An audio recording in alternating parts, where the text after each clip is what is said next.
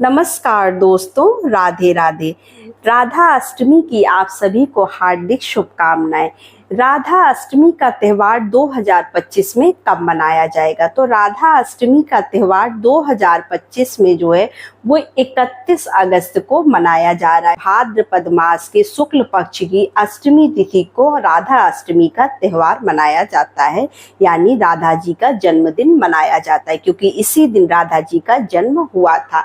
जो बरसाने में बड़े ही धूमधाम से राधा जी का जन्म मनाया जाता है, जन्म दिवस मनाया जाता है। इस बार 31 अगस्त को ही जो है वो गज लक्ष्मी व्रत भी प्रारंभ हो रहा है, यानी सोलहिया का पूजा भी जो है, सोलहिया का व्रत जो लोग करते हैं वो भी प्रारंभ हो रहा है। तो इस बार जो है बहुत ही अच्छा संयोग बना हुआ है। उसी दिन सोलहिया का पूजा भी होगा और उसी दिन राधा जी का जन्म दिवस भी मनाया जाएगा। तो राधा अष्टमी को जो है दूर्वा अष्टमी के नाम से भी जाना जाता है, इसलिए राधा अष्टमी के दिन जो है दूर्वा जरूर चढ़ाना चाहिए पूजा में। अब चलिए जानते हैं कि राधा अष्टमी के दिन हमें सुबह से लेकर शाम तक किस तरह से पूजा करनी चाहिए, किन मंत्रों का जप करना चाहिए और हमें राधा जी का जन्म दिवस कैसे मनाना चाहिए। देखिए, कृष्ण पक्ष की जो है अष्टमी तिथि को हम कृष्ण जन्माष्टमी का त्यौहार मनाते हैं और राधा अष्टमी का त्यौहार हम मनाते हैं जो 31 तारीख को मना रहे हैं और शुक्ल पक्ष की मना रहे हैं।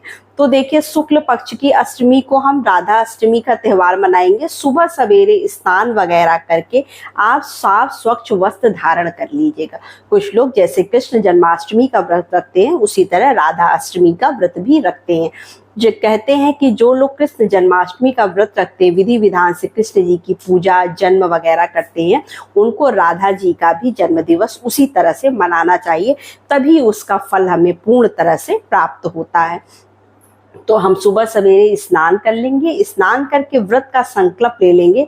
अगर आप जैसे व्रत नहीं भी रखना चाहते तो भी इस दिन हमें राधा जी को नए वस्त्र, नए कपड़े वगैरह पहनाकर माँ राधा रानी का अच्छे से श्रृंगार करके उनकी पूजा आराधना करनी चाहिए। क्योंकि राधा कृष्ण की मूर्ति अगर विग्रह है तो विग्रह नहीं तो आप तस्वीर में राधा कृष्ण की जो प्रतिमा होती है वो तो सबके पास फोटो वगैरह तो होती ही है, आप उसकी पूजा भी कर सकते हैं। तो आप देखिए, सुबह सवेरे चौकी लगा लीजिएगा, उस पर लाल वस्त्र बिछा लीजिएगा, व्रत का संकल्प कर लीजिएगा अगर आप व्रत करना चाहते हैं तो।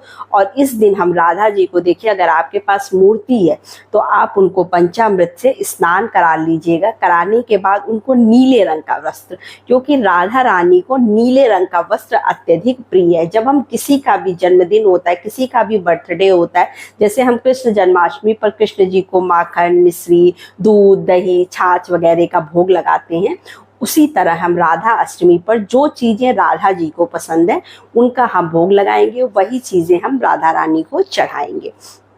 इससे राधा रानी बहुत ही प्रसन्न होती हैं। तो हमें नीले रंग के वस्त्र का प्रयोग करना चाहिए। तो अगर आप कलश स्थापना करना चाहते हैं तो आप इस दिन कलश स्थापना भी कर सकते हैं, और अगर सिंपल तरीके से आप पूजा करना चाहते हैं तो आप पूजा कर सकते हैं। क्योंकि कलश स्थापना के लिए आपको पहले अष्टदल कमल बनाना है चावल रखकर चौकी पर, उसके बाद जो है कलश के अंदर आपको सिक्के और हल्दी की गांठ, सुपारी, लौंग, इलायची वगैरह सब डालकर आपको कलश की स्थापना करनी। चावल रखकर उस पर 5 पल्लू लगाकर हम उसकी स्थापना कर देंगे। उसके बाद गणेश जी की स्थापना करेंगे, फिर हम राधा कृष्ण की मूर्ति की स्थापना करेंगे, क्योंकि सर्वप्रथम हम जो है गणेश जी की पूजा करते हैं किसी भी पूजा में।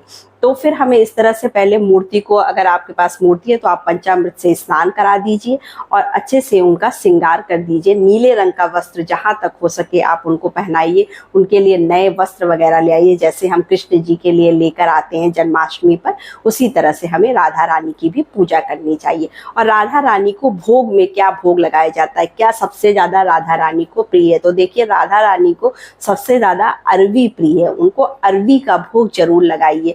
दही अरवी, बहुत लोग दही अरवी की सब्जी बना लेते हैं, बहुत लोग दही अलग से रख के और अरवी की सब्जी बना लेते हैं, पूड़ी, खीर, आप जो चाहिए और आप जो कुछ भी बनाना चाहते हैं बनाते, लेकिन उनके भोग में अरवी का भोग जरूर लगाया जाता है और तुलसी दल जरूर डाल दीजिएगा।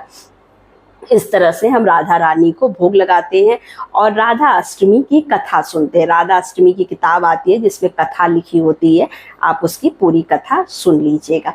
इस तरह से जब हम देखिए और विधि विधान से उनकी आरती पूजा करते हैं उस दिन, तो देखिए अगर इस तरह से आप पूजा करते हैं तो अब जब भगवान कृष्ण खुश होते हैं तभी राधा जी भी खुश होती हैं, और राधा जी जब खुश होती हैं तब कृष्ण भगवान प्रसन्न होते, और तब आपको पूर्ण फल प्राप्त होता है अपने पूजा आराधना करने का।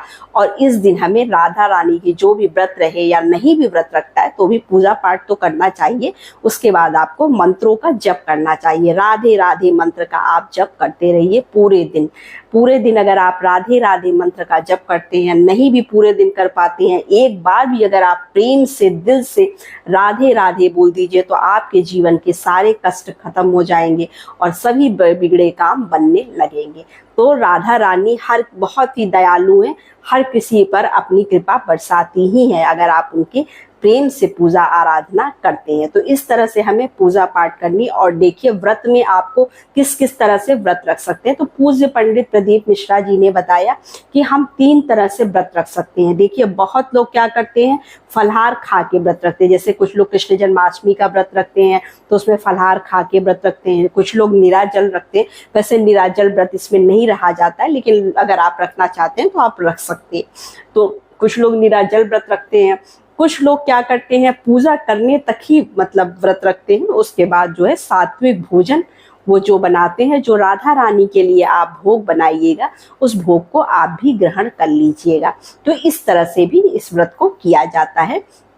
पूरे दिन हम राधा रानी के मंत्रों का उच्चारण करते हैं, शाम को भी पूजा पाठ आरती वगैरह करते हैं। राधा रानी को दूसरे नए वस्त्र आप बदल सकते हैं, प्रेम से जो है राधे राधे मंत्र का जप कर सकते हैं। इस तरह से हम राधा अष्टमी का त्यौहार मनाते हैं। तो वीडियो कैसी लगी, जानकारी कैसी लगी, कमेंट सेक्शन में जरूर बताइएगा। तो बस यही छोटी सी वीडियो थी। नमस्ते फ्रेंड्स, ओम नमः शिवाय।